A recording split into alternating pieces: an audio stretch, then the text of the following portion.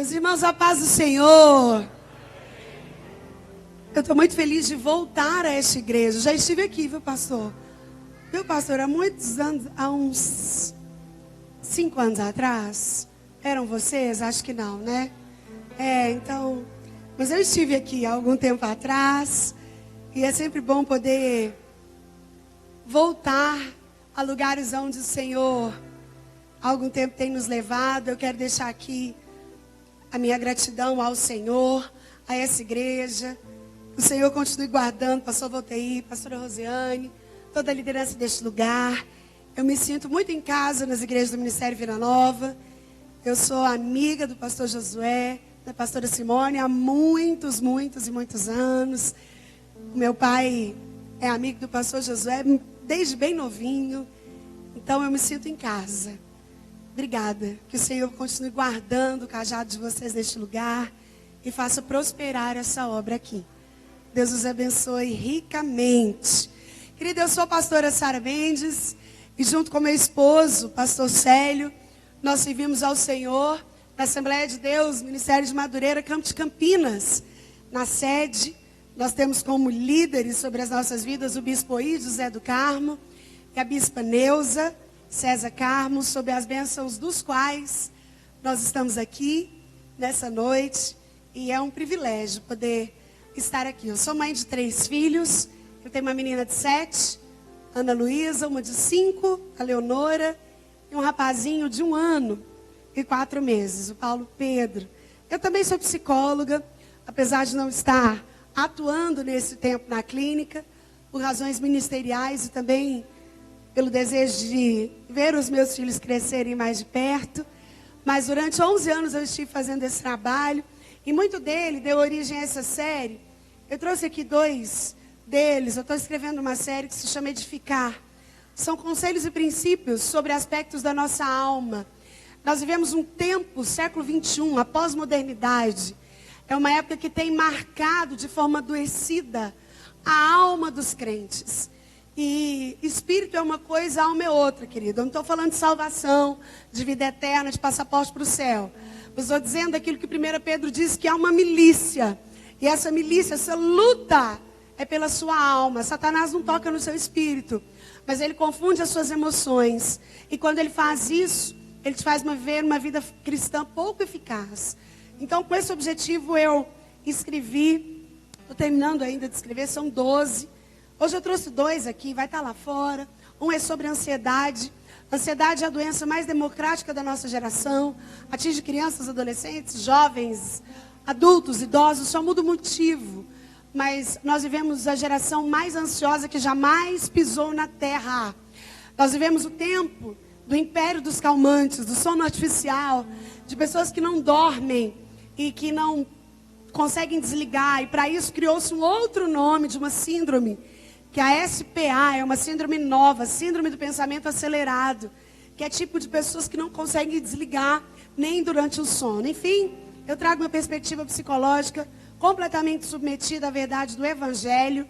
E é um livro bem pequeno, porque meu objetivo é que você, se adquirir, leia.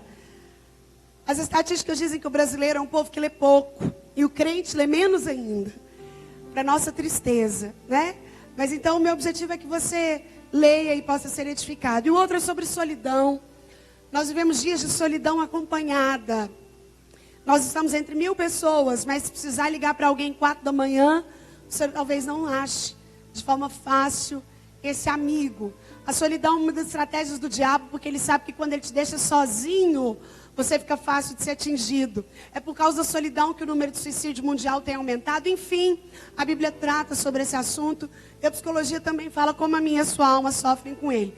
Eu trato sobre isso aqui. Quando você adquire o nosso material, você nos ajuda a manter a Proma, Projeto Mão Amiga, que é uma casa de recuperação que nós temos aqui na cidade de Goianira. Temos hoje 45 homens, alunos, se recuperando do vício do crack. Nós temos atendido desde adolescentes de 14 anos, hoje entre nossos internos. Nós temos desde adolescentes de 45 anos até homens de 69. Nós temos 5 ex-pastores. Dos nossos 45 alunos hoje, 22 são do Ministério de Madureira. O que eu estou te falando é que o crack é uma epidemia real. Provavelmente você conhece alguém, alguma família que sofre no seu lar com pessoas que têm esse tipo de dificuldade. E nós estamos ali há 7 anos cuidando desses moços. Meu esposo e eu temos feito aquilo que o Senhor tem nos direcionado. E como nós não temos ajuda do governo, a venda do nosso material nos ajuda a pôr comida na boca desses meninos. Amém? Então, se você adquirir o nosso material, você vai saber para onde a sua semente está indo. Enfim, sem mais delongas, abra comigo a sua Bíblia, no Evangelho segundo escreveu Lucas, capítulo de número 15. Nós temos um tema lindo e pertinente para esse tempo, vivendo em comunhão e refletindo a glória de Deus. O texto que nós vamos ler é uma trilogia de parábolas muito famosas. Jesus aqui fala 3 parábolas que tratam o mesmo assunto. Alguém que perdeu algo, que foi ao encontro de algo, que encontrou algo e que celebrou quando encontrou. Que é a parábola da ovelha perdida, da dracma perdida e do filho pródigo. O que é que isso tem a ver com comunhão, pastora Sara, e com refletir a glória de Deus? Daqui a pouco você vai entender. Quero convidar você a ler comigo, capítulo 15 do Evangelho de Lucas, a partir do verso 25. A parábola do filho pródigo. E diz assim a palavra do Senhor. E disse: certo homem tinha 2 filhos, e o mais moço deles disse ao pai: pai, dá-me parte da fazenda que me pertence. E ele repartiu por eles a fazenda. E poucos dias depois, o filho mais novo, juntando tudo, partiu para uma terra longínqua e ali desperdiçou a sua fazenda, vivendo dissolutamente. E havendo ele gastado tudo, houve naquela terra uma grande fome, e começou a padecer necessidades. E chegou-se a um dos cidadãos daquela terra, o qual mandou para os campos apacentar porcos. E desejava encher o seu estômago com as bolotas que os porcos comiam, e ninguém lhe dava nada. E tornando em si disse: quantos jornaleiros do meu pai têm abundância de pão, e eu aqui pereço de fome. Levantar-me-ei, irei ter com meu pai, e lhe direi: pequei contra o céu e perante ti. Já não sou digno de ser chamado seu filho. Faze-me como um desses jornaleiros. Levantando-se, foi para o seu pai, e quando ainda estava longe, viu seu pai e se moveu de íntima compaixão, e correndo, lançou-se-lhe ao pescoço e o beijou. E o filho lhe disse: pai, pequei contra o céu e perante ti, já não sou digno de ser chamado teu filho. Mas o pai disse aos seus servos: trazei depressa o melhor vestido, e vesti-lhe, e põe-lhe um anel na mão, e alcaparca nos pés. E trazei bezerro cevado, e matai-o, e comamos e alegremos, porque este meu filho estava morto e reviveu. Tinha se perdido e foi achado, e começaram a alegrar-se. E o seu filho mais velho estava no campo. E quando veio e chegou perto da casa, ouviu a música e as danças. E chamando um dos seus servos, perguntou-lhes que era aquilo. E ele lhe disse: veio teu irmão, e teu pai matou o bezerro cevado, porque o recebeu são e salvo. Mas ele se indignou, e não queria entrar. E saindo o pai, estava com ele. Mas respondendo ele, disse ao pai: eis que te sirvo há tantos anos, sem nunca transgredir o teu mandamento. E nunca me deste um cabrito para alegar-me com os meus amigos. Vindo, porém, este teu filho, que desperdiçou a tua fazenda com meretrizes, mataste no bezerro cevado. E ele lhe disse: filho, tu sempre estás comigo, e todas as minhas coisas são tuas. Mas era justo alegrarmos-nos e folgarmos-nos, porque este teu irmão estava morto e reviveu. Tinha se perdido e achou-se. Vamos orar? Senhor, aqui está a tua palavra. Tão antiga, Senhor, mas tão nova. Tão atual, tão poderosa. Poderosa para nos ensinar a viver essa comunhão que reflete a tua glória. Poderosa para nos encorajar. Poderosa para curar, para libertar, para salvar. Poderosa, Senhor, para instruir, para exortar. Senhor, e a nossa oração nessa noite é que a exposição dela, revelada pelo teu Espírito, vá de encontro à necessidade de cada uma dessas pessoas que entrou nessa igreja nessa noite. Senhor, eu confesso a minha dependência completa do Senhor para ministrar essa palavra. Que somente o Teu Espírito tenha voz no nosso meio.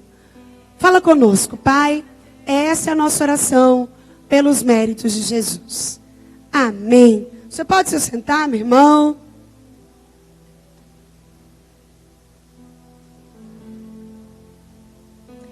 Vivendo em comunhão e refletindo a glória de Deus.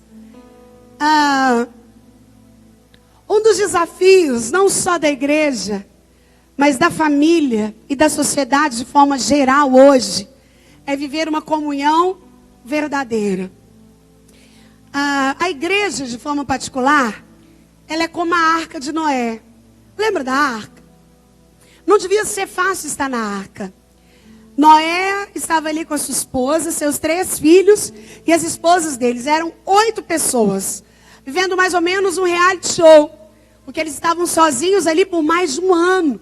Que foi o tempo que durou entre a porta da arca ser fechada e ela ser aberta depois do dilúvio. 8 pessoas convivendo 24 horas. Não devia ser fácil, querido. Para acabar de completar a dificuldade dentro da arca, tinha todo tipo de bicho, toda espécie de animal ali, comendo, fazendo xixi, fazendo suas necessidades, fazendo seus barulhos típicos. Era elefante fazendo aquele barulho, era todo tipo de passarinho cantando, cachorro latindo, gato miando. Não devia ser fácil o ambiente da arca.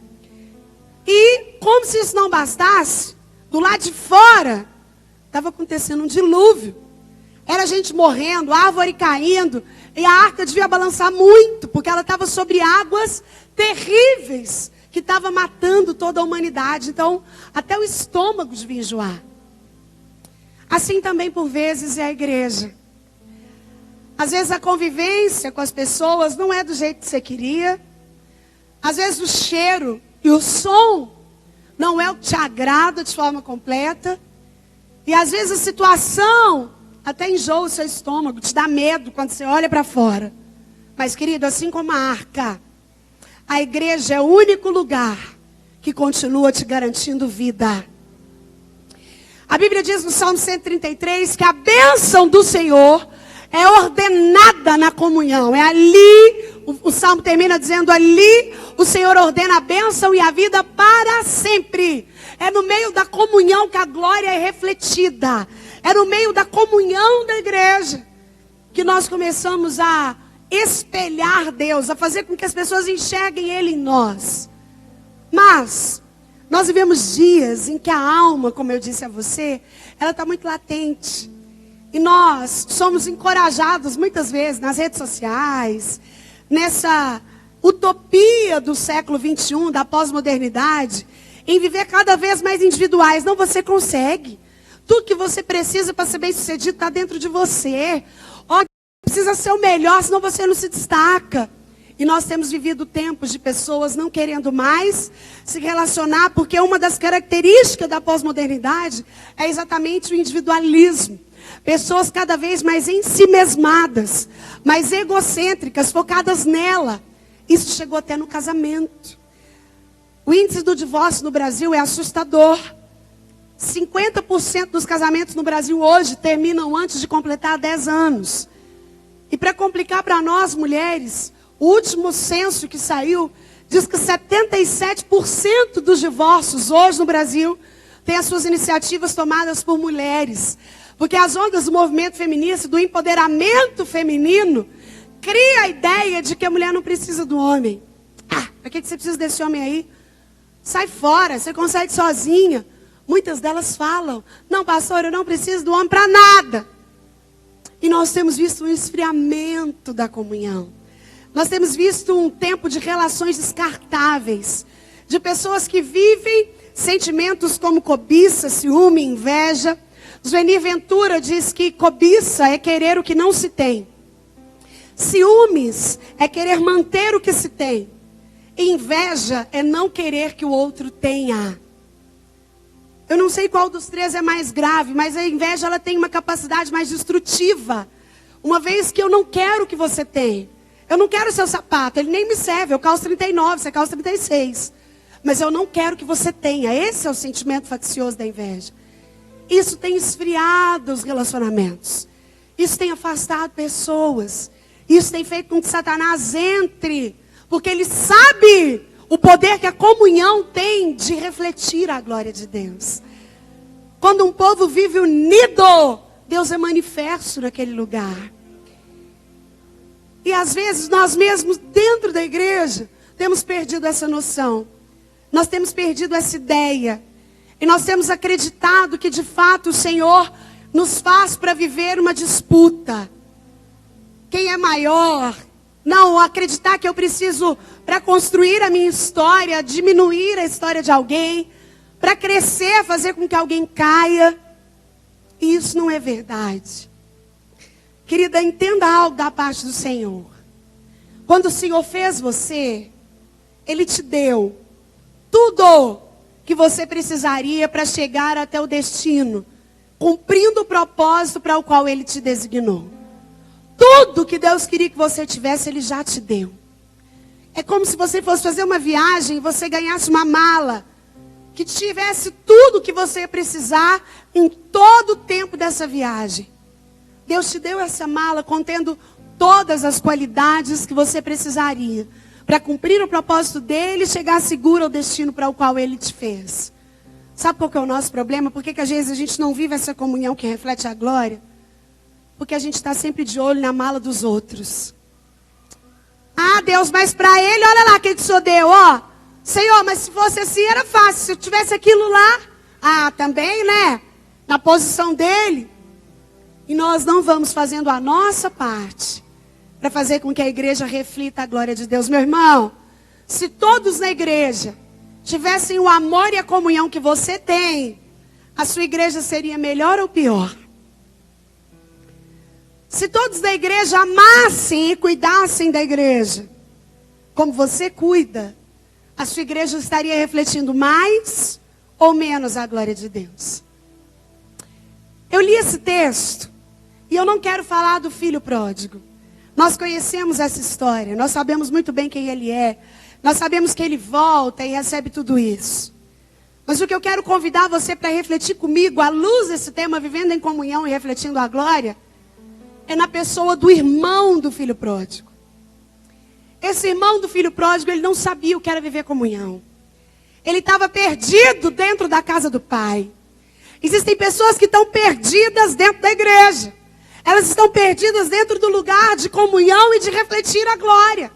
Às vezes você está na igreja, você é crente desde o início, você foi um dos fundadores da igreja, você tem função na igreja, você tem óleo na cabeça, mas você está perdido dentro dela. Então eu quero te convidar a vir comigo à luz desse texto. Se você puder, mantenha a sua Bíblia aberta aí, para que você confira comigo como esse jovem foi se afastando da comunhão.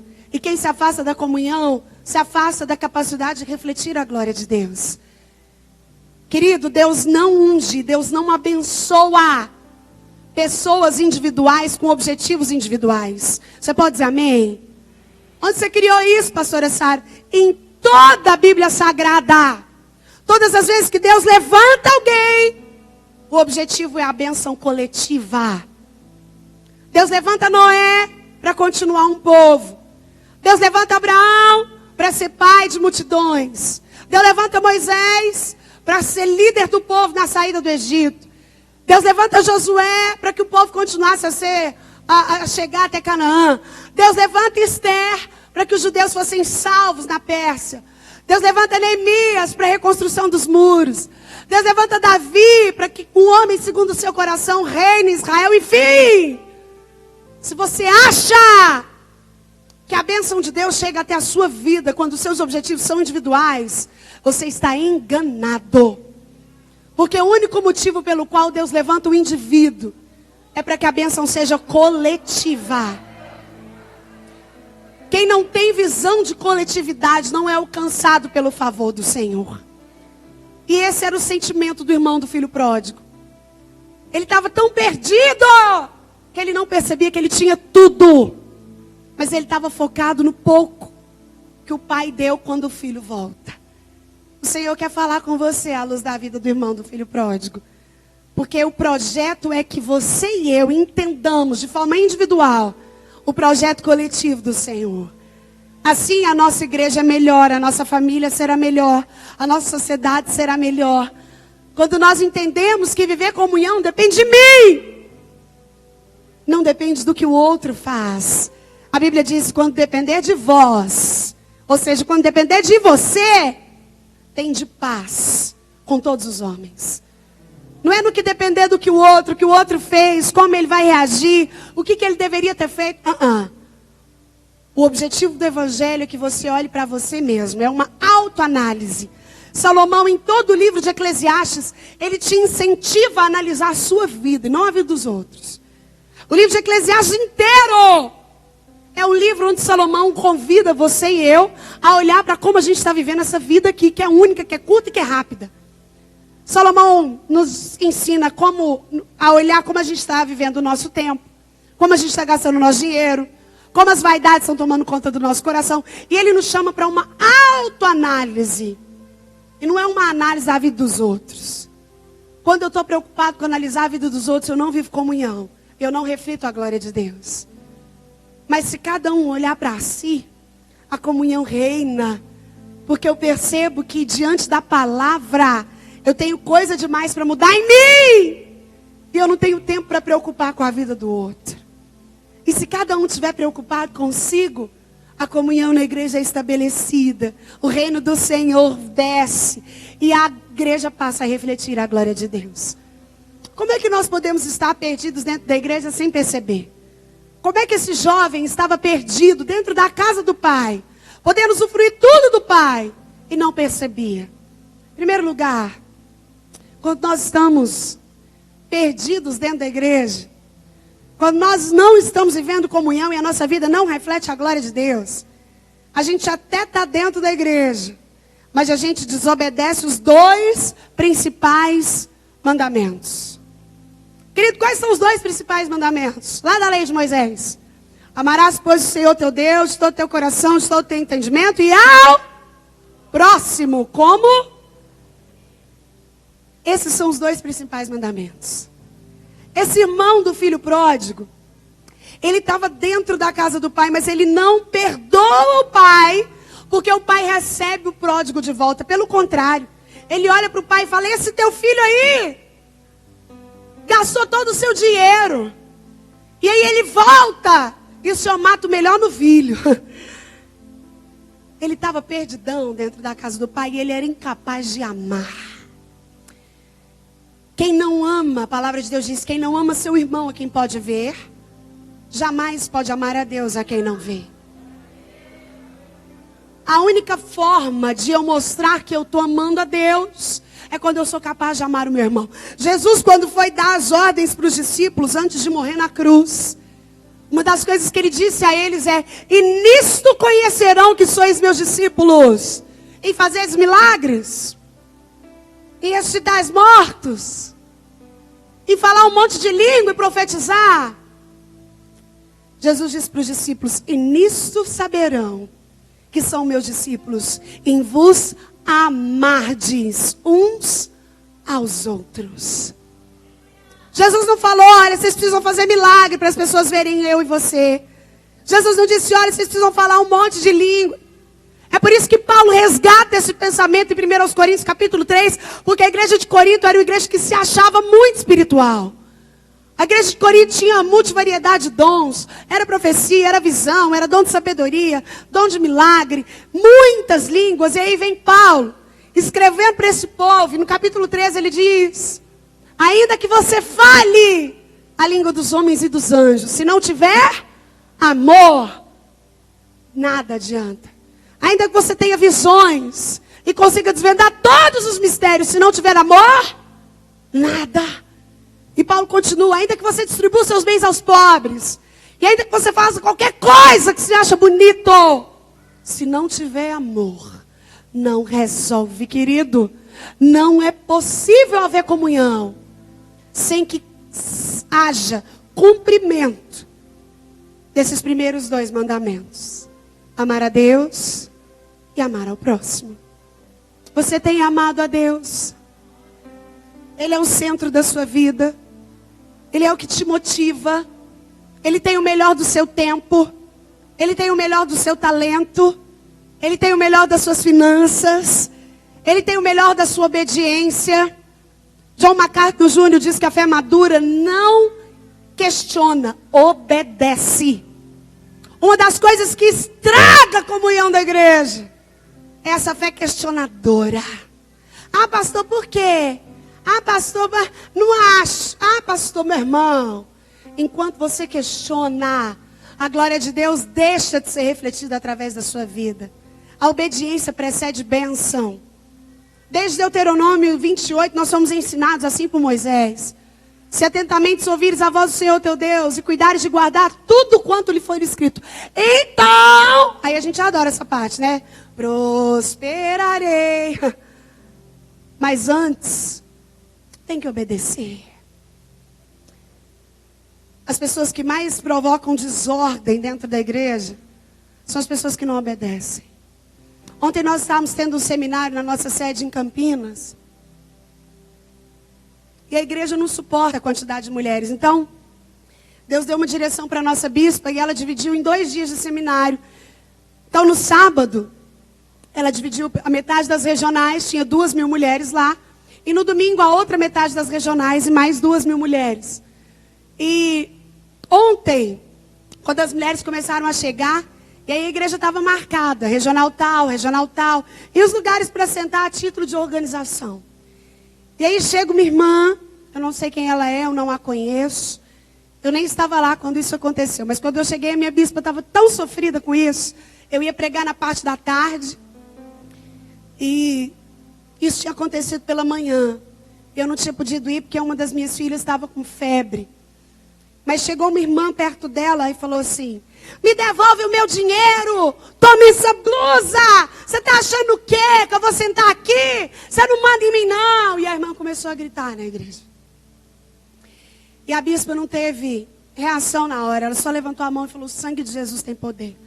E a irmã gritava: eu não vou sentar aqui, me dá o dinheiro, toma a camisa. E as pessoas que viram, disse que ela começava a querer arrancar a camisa. Às vezes você pode pensar: e demônio? Querido, demônio tem muito pouco trabalho em pessoas como essa. Isso é carne mesmo. Isso é carne mesmo.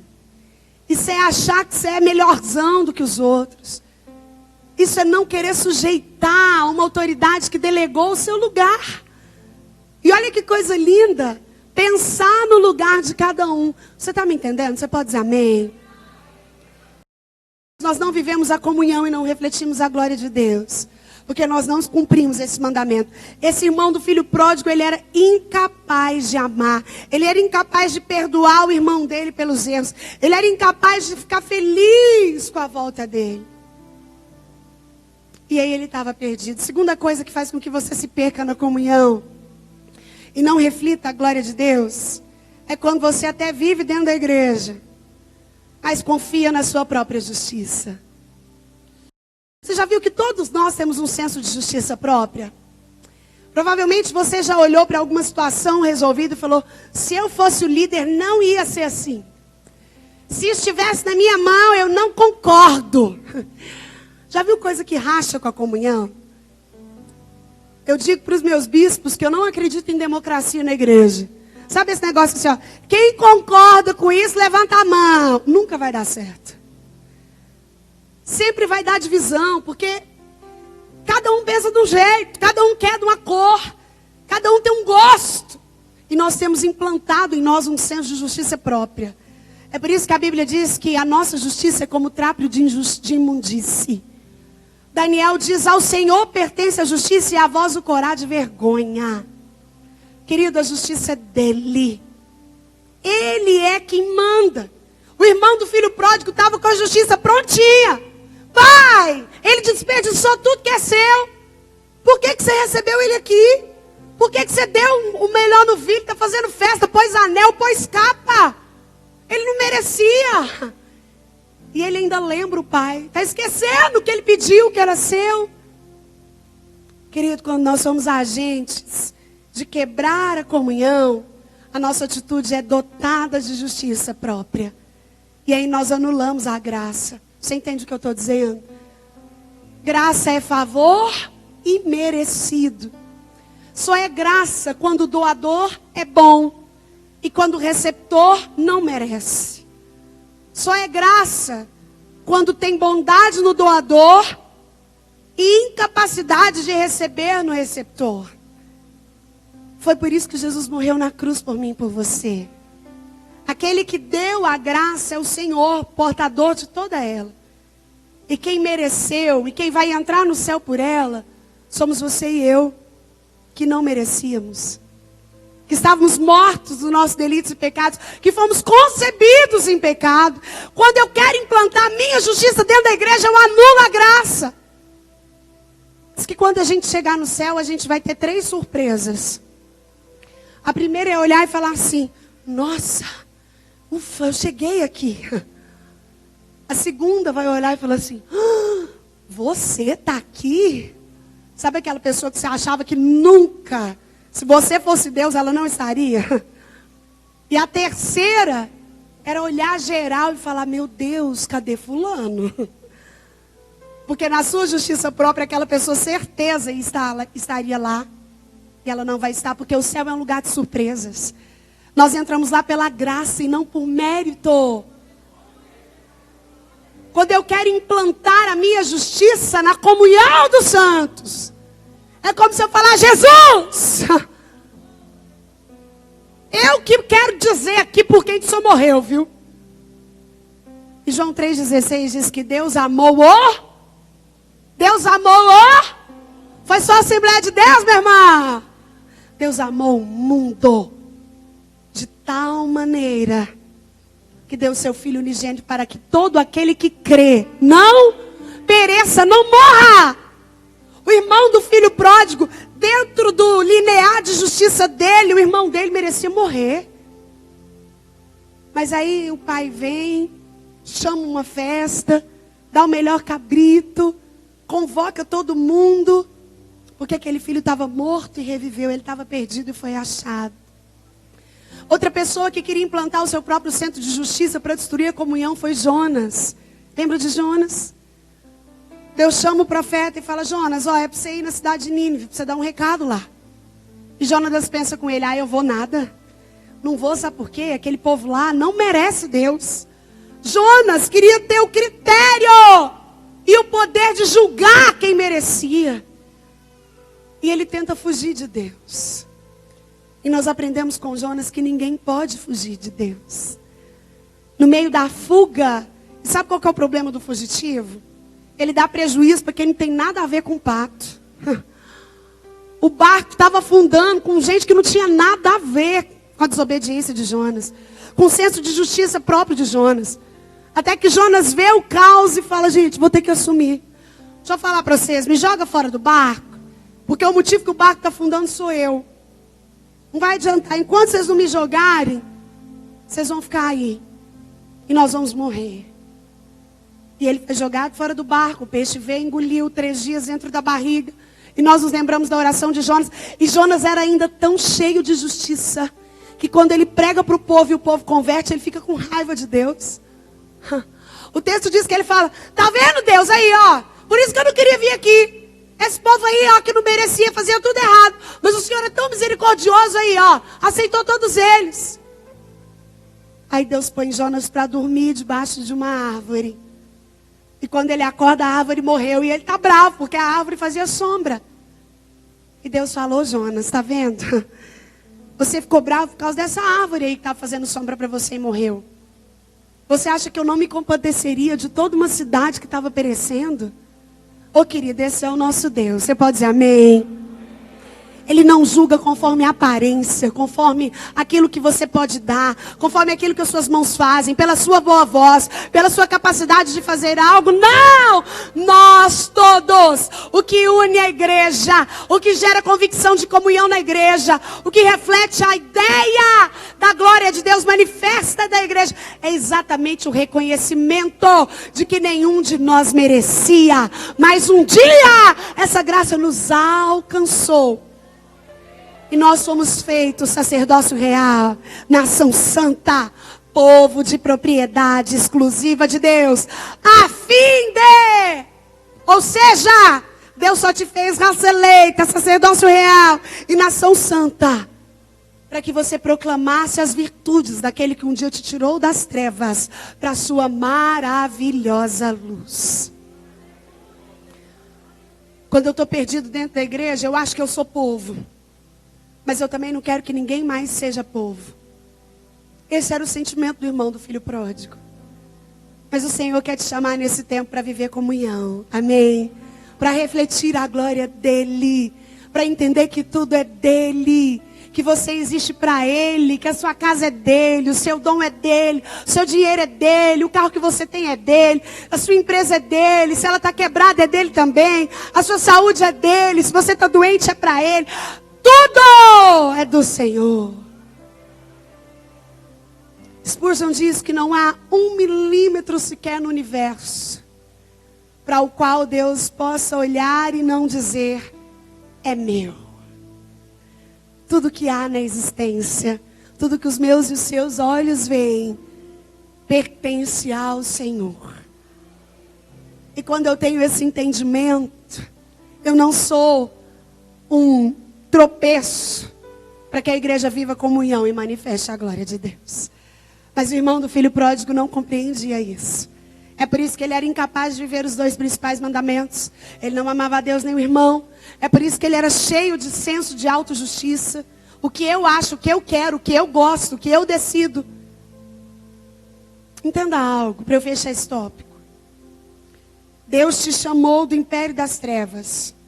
E te transportou, a Bíblia diz, para o reino do Filho do amor de Deus. Todos nós, mortos nos nossos delitos e pecados, fomos transportados. A ideia é essa. Algo te tira de um lugar e te leva para outro.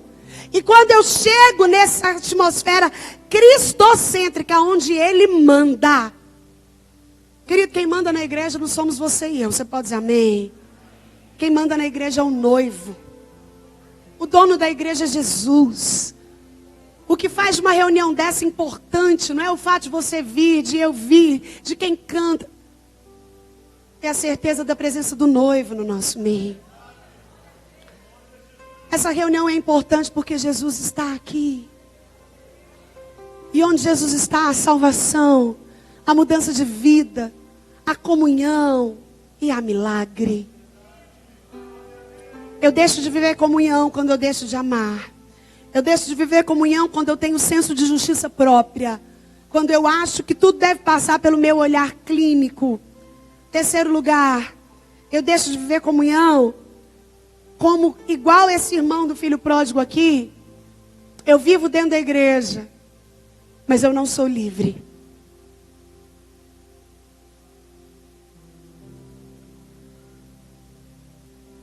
O irmão do filho pródigo não vivia como alguém livre, mas ele vivia como escravo.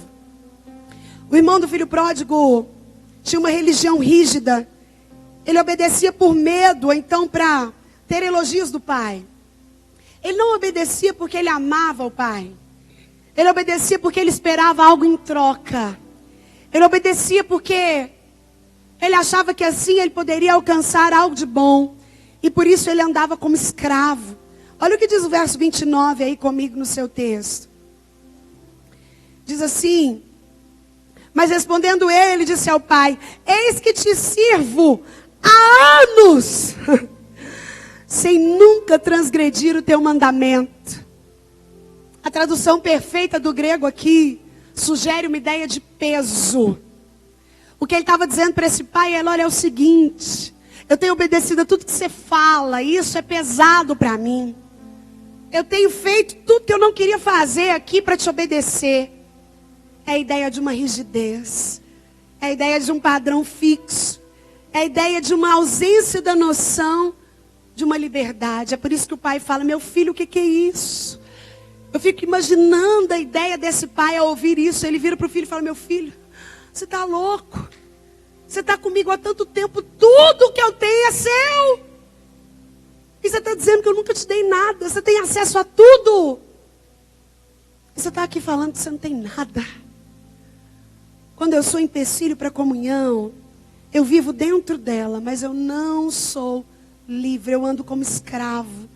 Ele não usufruía, ele não se deleitava no amor do Pai. Ser crente para ele era um peso. Obedecer ao Pai é o peso. Aquelas pessoas que afastam da comunhão acham ser crente um peso, um fardo, uma obrigação, vive sufocado. Está na igreja, mas não tem prazer. Pensar, tem culto de novo. Eu vou, né? Porque senão vai falar o que de mim? Vou lá. Não, mandarem de rosa esse ano. Nossa, eu nem gosto de rosa. Oh, Deus, hoje é segunda, queria ficar aqui, estou cansada. Ser crente é peso. Reclama, murmura. Querido, quando eu vivo a comunhão que reflete a glória, eu entendo que a minha reclamação me afasta da bênção de Deus. Porque Deus dá graça aos humildes. Ele dá graça para quem tem alegria. Por isso que o Salmo diz: alegrei-me quando me disseram, vamos à casa do... Não é a casa do seu vizinho, não. Não é a casa onde vai ter a melhor comida, não. Não é a casa onde a festa vai bombar, não. Alegrei-me quando me disseram, vamos à casa do Senhor. Porque a ideia é que aqui o Senhor está ordenando a vida, a bênção para sempre. O irmão do filho pródigo não entendia isso. Ele estava aprisionado. O mundo também aprisiona você e eu. O pecado aprisiona. As redes sociais aprisionam. O julgamento dos outros aprisionam. Os sonhos às vezes aprisionam. Quantas pessoas deixam viver comunhão porque tem raiva de Deus estar realizando o sonho dos outros? Eu trato um pouco disso nesse meu livreto sobre solidão. A Bíblia diz que nós devemos chorar com os que choram e se alegrar com os que... Você concorda comigo que é bem mais fácil chorar com quem está chorando do que se alegrar com quem se alegra? Suportar a alegria dos outros é coisa para gente crente. Ver Deus realizando o sonho do outro enquanto o meu ainda não chega é coisa para quem tem convicção de identidade. Se eu titubeio, eu questiono, mas Deus... Porque a gente sempre acha que merece mais que o outro, já viu? A gente sempre acha que a nossa dor é maior. Que o nosso problema ninguém viveu igual. Isso é uma mentira, porque Paulo garante aos Coríntios, não vos sobreveio provação que não fosse humana. Mas junto com a provação, Deus dá o livramento, Ele dá o escape. Ou seja, Deus cuida de mim e de você naquilo que Ele permite que nós vivamos. E às vezes, o que te afasta da comunhão é achar que os seus sonhos não estão sendo realizados no tempo que você queria. Querido, sabe quando o milagre chega? O milagre na minha e na sua vida, ele chega quando o nosso cronos, o nosso tempo, 365 dias do ano, 7 dias na semana, 30 dias no mês, que é limitado, se encontra com o Kairós de Deus, que é ilimitado. Esse é o tempo do nosso milagre. O tempo do nosso milagre não é detido pelo meu e o seu tempo, pela minha e a sua contagem, pelos meus e pelos seus anos, pelo tempo que você acredita que você espera. O tempo do milagre perfeito é quando o Cronos encontra o Kairós. É quando o tempo da terra encontra o tempo do céu. É quando aquilo que é manifesto na terra é bandado por aquilo que é ordenado no céu. Aí nós começamos a viver o milagre. E Deus tem um tempo específico para cada um de nós. Você pode dizer amém? Deus tem um tempo para o seu milagre. Você não precisa ficar preocupado com o que está acontecendo com os outros. Que está demorando para você e que foi fácil para o outro. É porque a gente tem a leda ideia de que a grama do vizinho é mais verde. Não é não, meu irmão. O irmão do filho pródigo tinha essa ideia. Ele não sabia o que o irmão tinha sofrido lá. Ele nem queria saber, porque ele estava aprisionado dentro da onde a comunhão e a bênção jorravam. Ele estava no lugar de receber a bênção, mas ele estava preso. Ele estava cativo, ele estava com o olhar cinza. Ele andava como escravo, ele não tinha prazer ali. Ele obedecia, mas ele não fazia isso com alegria. Ele estava na casa do pai, mas ele via como escravo. Diz que uma vez um homem foi fazer um cruzeiro. Desses cruzeiros que rodam o mundo. E aí ele guardou um dinheiro. E durante todos os dias do cruzeiro, ele ficava observando aquelas pessoas comendo de tudo. bebendo de tudo, comendo batata frita o tempo todo. Se você conhece alguém que já fez um cruzeiro ou já fez, você sabe que lá você tem coisas o tempo todo para comer, dependendo do tipo do pacote que você compra. 24 horas, muitos restaurantes. E ele ficava vendo todo mundo comer, guardando a marmita dele, e guardando, e comendo aquela marmitinha, esquentava no micro-ondas e comia, e vendo todo mundo comer da melhor comida, da melhor comida, da melhor comida. Porque ele só tinha levado dinheiro para comer a última refeição, um dia. E aí no último dia do cruzeiro, na última refeição, quando ele se senta para comer, ele vira para o garçom e fala: moço, quanto é que ficou a minha conta? E o garçom fala: não tem conta não. Ele vai: como não tem conta? Ele falou: não, meu senhor, tudo no cruzeiro era liberado para você todos esses dias. Já estava incluso no seu pacote. Você podia ter comido e bebido tudo que você quisesse. Às vezes, nós não vivemos comunhão que reflete a glória de Deus, porque nós até estamos no cruzeiro, mas a gente está guardando para o último momento. A gente está escravo daquilo que a gente mesmo criou, e a gente não usufrui da condição de filho. O que eu estou te dizendo é que Jesus já pagou o preço por você.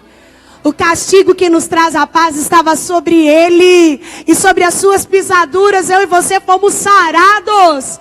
Ele nos libertou do império das trevas e nos transportou para o reino do Filho do amor dele. Meu irmão, nós não precisamos fazer nada, porque a graça já fez tudo.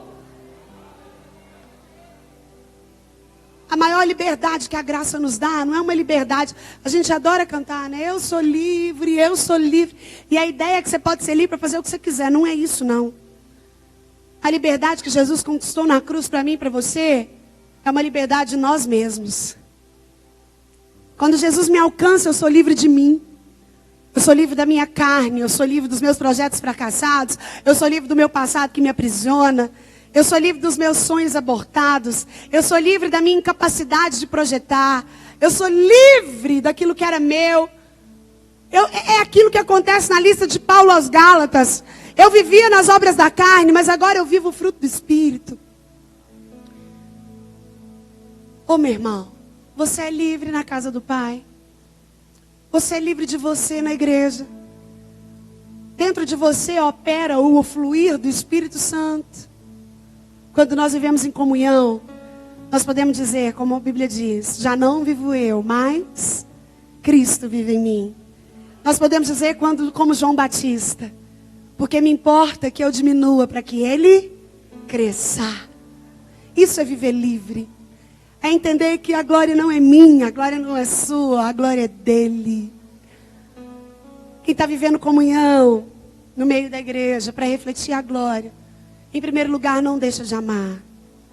Em segundo lugar, se eu quero viver comunhão e quero manifestar a glória de Deus na minha igreja, na minha vida, eu não fico confiando na minha justiça, no que eu acho, no que eu sinto, no que eu penso. Terceiro lugar, se eu estou vivendo comunhão para a glória de Deus, eu entendo que Jesus me chama para ser livre. Livre, livre. O irmão do filho pródigo não era livre, ele era escravo dele mesmo.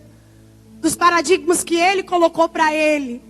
Das regras que ele pôs para ele. No diálogo dele com o pai, isso fica notório. Ele fala: pai, há quanto tempo eu te sirvo? Ou seja, há quanto tempo eu sou seu escravo? E o pai devolve para ele e fala: meu filho, tudo que eu tenho é seu. O que o pai estava dizendo: eu não estou te entendendo, por que você está preso, sendo que você sempre foi livre. Quarta coisa, e eu estou terminando. Nós nos afastamos da bênção de Deus que manifesta a glória dele, quando nós até estamos dentro da igreja, mas estamos com o coração cheio de amargura e mágoa. A mágoa, depois de um passar de um tempo, ela se torna ressentimento. O ressentimento vira amargura. Uma coisa gera outra e vai piorando o seu estado. A amargura vai jogar no seu corpo a carga emocional que a sua alma não está suportando em forma de doença. É por isso que a gente está vivendo a época das doenças psicossomáticas. Seu corpo é inteligente, querido. Ele vai reagir à carga emocional que você coloca nele. É por isso que tem tanta enxaqueca, labirintite, úlcera nervosa, gastrite, alguns tipos de câncer, estresse e tantas outras coisas. Surtos coletivos. Porque nós vivemos uma geração de pessoas amarguradas. Esse irmão do filho pródigo, ele estava amarrado no passado, nas circunstâncias, nas pessoas. Não tem nada que rouba mais a sua liberdade do que a mágoa. A palavra mágoa, se a gente vier de uma completa compreensão dela, significa má água. Uma vez eu fiz uma missão no Piauí, há uns 10 anos atrás. Chamava Piauí, a África é aqui. E nós visitamos algumas cidades no estado de Piauí que não tinham água tratada, que o esgoto ainda era a céu aberto. A gente viu cenas que eu nunca vou esquecer, que eu nunca vi em outro lugar. Mulheres saindo do supermercado com uma sacolinha bem fininha, com carne. E aí passavam os urubus, fazendo uns voos rasantes e pegavam aquelas sacolas. Dos 8 missionários da nossa missão, 6 ficaram 3 dias internados porque tomaram uma má água. A água que não era tratada de lá, que era a única que eles tinham. E quando a gente chegava para visitar aquelas igrejas pequeninas, e as pessoas serviam para a gente um suco que era tudo que eles tinham. E muitos dos nossos missionários, ao tomarem aquele suco feito com aquela água que não era tratada, passavam mal e tinham que ser internados por causa de um processo de desidratação. Sabe o que eu estou dizendo? 70% do seu corpo é feito de água. Água é vida. Jesus disse que Ele é a água da vida. No encontro dele com a mulher de Samaria, Ele falou, olha, se você beber dessa água, você vai ter sede de novo. Mas se você beber da água que eu te der, você nunca mais vai ter sede, porque eu sou a água da vida. Eu não sei se você acompanhou o meu raciocínio. Mas a mágoa, que tem o efeito de uma má água na minha, na sua vida, ela é o contrário daquilo que Cristo veio para fazer na minha, na sua história, que é da vida. Pessoas magoadas. É como se você consumisse uma má água todos os dias e isso vai te matar. É por isso que a palavra de Deus diz, foi para a liberdade que Cristo vos libertou. Quando Cristo me liberta, eu não vivo mágoas, eu não vivo ressentimentos. O irmão do jovem rico, ele estava preso, amarrado, não perdoava. Para ele não dava, para ele era contraditório o irmão ter ido, vendido tudo, perdido tudo e ter voltado e daí receber festa. Ô meu irmão, quem vive comunhão não tem o coração cheio de amargura. Tem o coração livre para perdoar. Você pode dizer amém? Às vezes eu estou falando isso, você está pensando, Sara, é porque você não conhece a minha história. Eu tenho uma história muito difícil, eu tenho uma história complicada. Eu acredito, minha irmã. Eu acredito, meu irmão. Eu posso até não conhecer, eu não estava lá. Mas eu quero te dizer que o Jesus que te chama para comunhão e para refletir a glória dele, Ele conhece, Ele estava lá. E Ele sabe. E a Bíblia garante que o Deus que fez a ferida é o Deus que é poderoso para curar a ferida. O Evangelho é poder de Deus para apagar qualquer passado. Para arrancar qualquer amargura, qualquer ferida de alma. Esse irmão do filho pródigo, ele vivia esse complexo de santidade. Ele era como os fariseus, ele queria apontar quem sabia. E a mágoa dele começa a vazar. Para ele, quem errava não tinha chance de se recuperar. Para ele, o perdão era algo nulo. Ô meu irmão, a Bíblia diz que nós devemos perdoar 70 vezes 7 por dia. Por dia. A noção do número 7 é de completude, é um número completo na Bíblia. O que Jesus estava ensinando é que você deve perdoar quantas vezes forem necessárias. Eu não estou falando aqui do que eu acho fácil, não. Às vezes a gente vê um pregador falando e a gente pensa, deve ser assim para ele, né? Não, meu irmão. Antes de Deus falar com você, Deus falou comigo enquanto eu preparava essa palavra. Antes do Espírito Santo ministrar o seu coração, Ele ministrou ao meu. Choro, gemido, dor, reconhecimento de pecado, necessidade de liberar.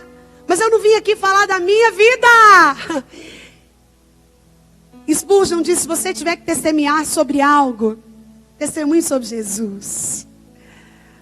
A minha vida não importa, mas eu vim falar de Jesus. Desse Jesus que gera essa comunhão e que reflete a glória dele. Na sua vida, na sua casa, na sua família, na sua igreja, no seu casamento.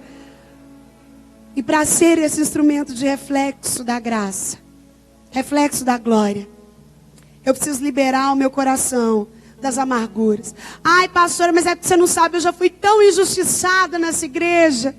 Esse era o sentimento do irmão do filho pródigo. O sentimento dele era um sentimento de injustiça. Para ele era injusto. Pai, há quanto tempo eu estou aqui, nunca te desobedeci. E o Senhor nunca me deu um cabrito para eu dividir com os meus amigos. Ele estava se sentindo injustiçado. Porque aí chega o outro que estava perdido, que vendeu tudo, que perdeu tudo. Ganha festa, anel no dedo, capa, o melhor cabrito. E ele estava se sentindo injustiçado. Porque ele se achava mais merecedor do que o outro. Você já se sentiu assim? Você olha para alguém e fala, mas isso tinha que ser para mim. Eu que devia fazer isso. Eu que merecia isso. Será que o pastor não viu eu, não? Será que ele não percebeu que eu estava lá, não, antes, primeiro? Esse era o sentimento que permeava o coração do irmão do filho pródigo. Tanto que ele nem se refere ao irmão como irmão. Ele vira para o pai e fala, esse teu filho... tem nada com ele não é nada meu. Ô querido, se eu quero viver comunhão, eu tiro essa amargura e eu começo a liberar perdão. Eu libero perdão, eu libero perdão. Eu não sei que dia do mês é a ceia de vocês aqui. Primeiro domingo, o pastor está dizendo, mas a Bíblia diz que avalie-se, pois, o homem a si mesmo. E depois, coma do pão.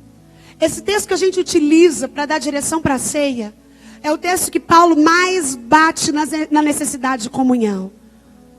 Tanto que Paulo segue dizendo, se você tem algo contra o irmão, vai lá, deixa a ceia, vai lá, pede perdão para ele, conserta com ele, depois volta e ceia, para que não venha o juízo de Deus sobre a sua cabeça. Quantas vezes nós estamos na mesma igreja, de gente que a gente não dá nem a paz do Senhor, que a gente não cumprimenta, que a gente não honra. Esse era o sentimento do irmão do filho pródigo. Um sentimento de você aqui, eu lá. Eu sou injustiçado, eu estou melhor. E ó, cada um no seu quadrado. Não preciso conversar com você não. Ele tinha um ódio pelo irmão tão grande. Eu quero te dizer que quando eu tenho algo contra o meu irmão, esse ódio que ele tinha, isso ele não percebia. Era tão grave quanto o pecado de dissolução que o irmão dele tinha praticado. A mágoa que ele tinha era tão grave quanto tudo que o irmão dele tinha feito fora de casa. O Senhor quer levantar uma igreja nesse tempo que queira crescer para dentro. Querido, o mundo está em trevas. E a Bíblia diz que nós somos a luz do mundo. E quando a gente olha para isso, a gente não consegue compreender como que num país como o Brasil, que 33% da população se diz crente, sem contar o resto dos cristãos. Por que que o Brasil está numa treva tão grande? A gente não consegue entender. É uma treva moral, treva política, treva econômica, treva de valores, treva de princípios, treva de tanta coisa. Mas quando nós olhamos para a nossa realidade como igreja, às vezes nós conseguimos entender de forma mais clara. A igreja tem brilhado pouco. Porque a única forma da igreja brilhar muito é quando ela está unida, é quando ela vive comunhão. A única forma da igreja brilhar para afastar a treva, porque onde a luz chega, a treva tem que sair, a treva não tem escolha. Naquele ambiente escuro que nós estávamos aqui, bem escuro, 2 luzes de LED aqui, ó, foram capazes de fazer aquele espetáculo que nós acabamos de ver nesse teatro. Quando a luz chega, a treva vai embora. Ô querido, se a igreja toda fosse como você, ela estava brilhando mais ou menos. Se a luz da igreja dependesse só de você, o mundo estaria mais claro ou mais escuro? Talvez você saiu da sua casa para vir receber uma palavra de vitória. Deus faz, Ele realiza, Ele vai diminuir o seu inimigo. E amém, Deus faz mesmo, Ele faz milagre, Ele renova. Nós já cantamos aqui. Ele resolve sem ter reunião. Esse é o Deus dos deuses, Ele é o nosso Deus mesmo. Mas uma das características do meu ministério é pregar no tema da festividade. E esse tema, vivendo em comunhão e refletindo a glória de Deus, o Senhor me traz aqui para te dar um caminho de como fazer para chegar lá. Não é só falar que você vai receber vitória. Isso Deus faz mesmo. Mas Deus trabalha no sobrenatural. Enquanto você tem que fazer o natural. Deus faz o impossível, mas você tem que fazer o possível. Então não é uma isenção de valor. Deus, vai fazendo aí, vai agindo aí. Ontem eu ouvi alguém dizer que Deus faz milagres de ordens, de tantas ordens. E eu fiquei olhando e falei, Deus faz mesmo. Mas querido, não se engane. Se você é jovem, por exemplo, e está prestando um concurso, não se engane. Deus não vai te dar uma vaga que você não mereceu ela. Se tem um crente fazendo um concurso que não estudou, e um bandista que estudou anos fazendo o mesmo concurso, não se engane, quem vai passar é um bandista, porque Deus trabalha com justiça. O livro de Eclesiastes diz que o sol nasce para todos, para justos e injustos. Às vezes a gente acha que não fiz nada, mas Deus vai fazer um milagre. Ele pode fazer se Ele quiser mesmo. Mas quando nós olhamos para a Bíblia, não é assim que nós encontramos a ação do nosso Deus. Nós encontramos Deus agindo de acordo com uma contrapartida do povo. Batei, batei, e Ele abre. Pede, pede, e Ele dá. Busca, e você encontra. O Senhor reage à sua atitude. A luz do mundo, ela vem quando você e eu nos dispomos a ser igreja e a brilhar. A fazer a nossa parte. E eu quero terminar dizendo que se você quer viver essa comunhão, que reflete a glória de Deus, você precisa entender que não adianta só viver dentro da igreja e não se sentir dono do que é do Pai. No verso 31 ele diz: o Senhor não me dava nada. E o pai olha para ele e fala: meu filho, tudo que eu tinha era seu. A palavra de Deus diz que nós somos co-herdeiros com Cristo. Você pode dizer amém? Tudo que Jesus conquistou na cruz é direito nosso. É nossa herança. Todas as vezes tem um corinho antigo que fala isso. Não sei se você se lembra. Eu não consigo cantar, eu estou muito rouca. Mas ele é muito verdade. Um corinho antigo da Alda Célia. Não sei se tem alguém que conhece que dizia: tudo que Jesus conquistou na cruz é direito nosso, é nossa herança. Todas as bênçãos de Deus para nós, tomamos posse, é nossa herança. Toda a vida, todo o poder, tudo que Deus tem para dar, abrimos nossa vida para receber. Nada mais nos resistirá. Você entende isso? Você entende que tudo que Jesus conquistou na cruz é para a igreja, é direito da igreja, é herança da igreja? Que o preço foi alto demais para que a gente viva como esse irmão do filho pródigo, dentro da casa do pai, com tudo que era do pai, mendigando e questionando o que o pai dava para o outro. Oh, querido, o pai olha para ele e fala: meu filho, tudo aqui é seu. Nós sabemos que as parábolas eram histórias. Jesus foi o maior contador de histórias que jamais pisou na terra, outro igual. E ele estava contando 3 histórias, falando de uma mesma coisa. E aqui nós entendemos que Deus é o Pai. O filho pródigo somos você e eu, que um dia andamos afastados e voltamos. E esse irmão do filho pródigo, que às vezes é muito pouco falado, também somos você e eu. Que às vezes, mesmo dentro da casa do Pai, vivemos como escravo. Mesmo dentro da casa do Pai, não amamos a Deus e não amamos os outros. Mesmo dentro da casa do Pai, somos cheios de justiça própria. Mesmo dentro da casa do Pai, andamos magoados e cheios de rancor. E mesmo dentro da casa do Pai, não nos sentimos herdeiros e donos do que é Ele. Deus tem uma vida abundante para você, de João 10:10. O diabo veio para matar, roubar e destruir, mas eu vim, disse Jesus, para que ele tivesse, não é qualquer tipo de vida não. É vida e vida abundante. João 7:38 diz que Deus tem rios de água viva. Efésios 3:14 diz que Ele tem riquezas insondáveis para mim e para você. Deus tem alegria indizível. Deus tem delícias para sua alma. Esse filho não tem nenhum proveito na herança do pai. Ele nunca fez uma festa sequer. A queixa dele era essa: nunca um cabrito para os meus amigos. Porque ele não entendia que tudo era dele. Que tudo era para ele. Que ele nem precisava pedir, era só ir lá e pegar. Ô meu irmão, o mesmo pai que saiu ao encontro do filho pródigo para abraçá-lo, sai para se reconciliar com esse filho. Para falar: ô filho, vem cá, deixa eu te fazer entender as coisas direito. Que eu percebi que mesmo estando tão próximo de mim, você não entendia. O remédio para esse filho era o mesmo para o outro: confessar o seu perdão, o seu pecado, e receber o perdão do Pai. Hoje é o final de uma festa com um tema lindo: vivendo a comunhão para refletir a glória de Deus.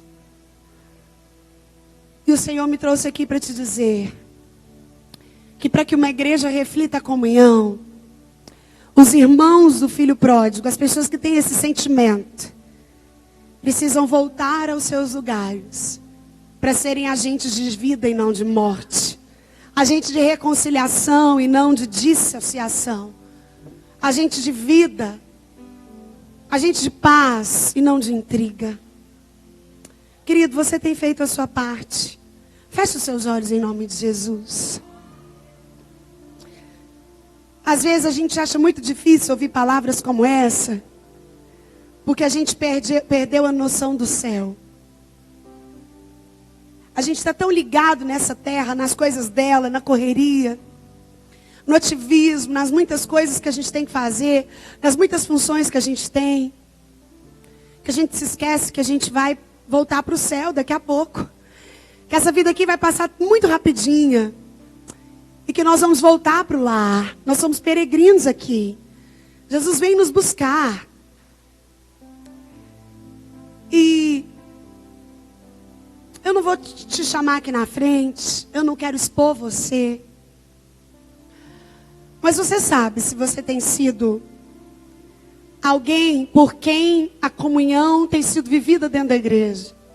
Alguém por quem a glória de Deus tem sido manifesta na igreja. E eu quero te convidar a orar comigo nessa hora, pensando exclusivamente em você. No que depende de você, a comunhão melhora ou piora. No que depende de você, do seu jeito, do seu senso de justiça, das suas mágoas, do seu passado, da sua história, a igreja melhora ou pior? É noite de balanço. Festas com esse tema nos encorajam a voltar os olhos para dentro de nós. E entender que a chegada para o céu é importante demais para que a gente possa viver só com explosões, só com altos, glória a Deus e aleluia. Isso é muito bom, querido. Mas o que muda a minha e a sua vida são as pequenas implosões. São aquelas coisas que mudam o nosso jeito de ser, que mudam o nosso palavreado, que mudam o nosso comportamento. Viver a comunhão e manifestar a glória de Deus e refleti-la, passa por cada um fazer a sua parte. Cada um fazer a sua parte. Você tem sido objeto para que a comunhão de Deus na igreja que você está seja verdadeira e real. Você tem sido instrumento para a glória de Deus ser refletida no lugar onde você está colocado. Senhor, nós te damos graças essa noite. Eu quero te adorar, Deus, para a Assembleia de Deus, Campo de Vila Nova, aqui no Jardim Palmito. Te adorar por esse povo que tem se reunido aqui nesses dias de festividade. Ó Deus, com um tema tão oportuno, tão propício aos nossos corações. O resgate de uma comunhão que reflete a tua glória, Pai. Mas quando nós olhamos para temas como esse, nós precisamos olhar para nós mesmos e entender que nós precisamos do Senhor. Que sozinhos nós não conseguimos, Pai. A nossa carne, ela é latente. Nós temos um pré-julgamento, nós temos conceitos, nós temos sonhos egoístas. Oh Deus, mas a começar em mim nessa noite. Que o Senhor possa colocar a nossa alma no lugar. Que o teu Espírito de fato cresça e a gente diminua. Para que a tua comunhão seja vista na igreja. Para que essa igreja possa iluminar não só Jardim Palmito, mas todos os arredores daqui. Senhor, que pessoas sejam atraídas pela comunhão que é vivida nessa igreja de forma genuína. Ó Pai, para que pessoas possam ser atraídas pelo reflexo da tua glória neste lugar que jorra da comunhão dos santos. Ó Pai, visita cada uma das vidas que o Senhor trouxe aqui. Deus, talvez algumas perdidas, como esse irmão do filho pródigo, estão dentro da igreja, mas não usufruem dos privilégios de estar nela, de pertencer ao Pai, de ser filho, de ser herdeiro, de ter acesso a tudo que é do Pai. Oh Deus, vai de encontro a essa pessoa que está cansada, que se sente injustiçada, que sente que já deu tanto e tem recebido tão pouco. Oh Pai, vai de encontro a essa alma que tem mágoas, que tem ressentimentos. Oh Deus, o Senhor é poderoso para limpar, para arrancar, para transformar, para mudar. O importante é que a tua igreja viva a comunhão e reflita a tua glória. Pai, o importante é que essa igreja viva a comunhão e reflita a tua glória. Deus, o importante é que vivamos a comunhão e refletamos a tua glória. Todo o resto é menos importante, Senhor.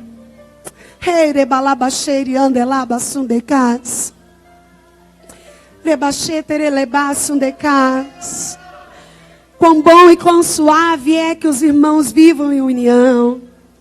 É como o óleo precioso que desce sobre a cabeça, escorre para a barba e vai para a gola de Arão. E ali o óleo vai como as torrentes do Hermon, cujo orvalho nunca se ausenta. E ali o Senhor ordena a bênção e a vida para sempre.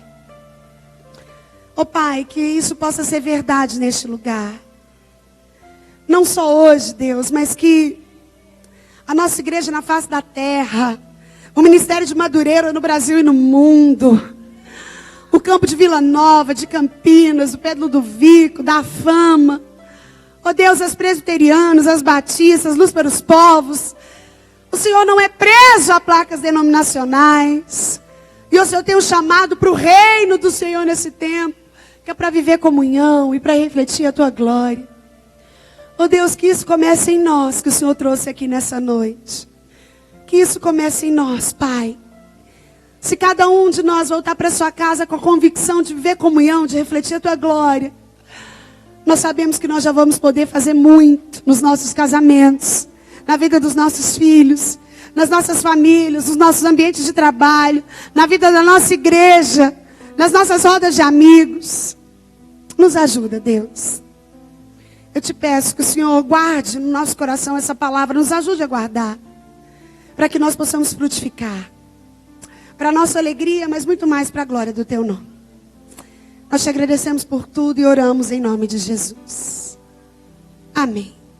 Que Deus te abençoe, minha irmã, e que Ele faça com que você e eu possamos viver essa palavra pela graça dEle. Amém? Deus te abençoe em nome de Jesus.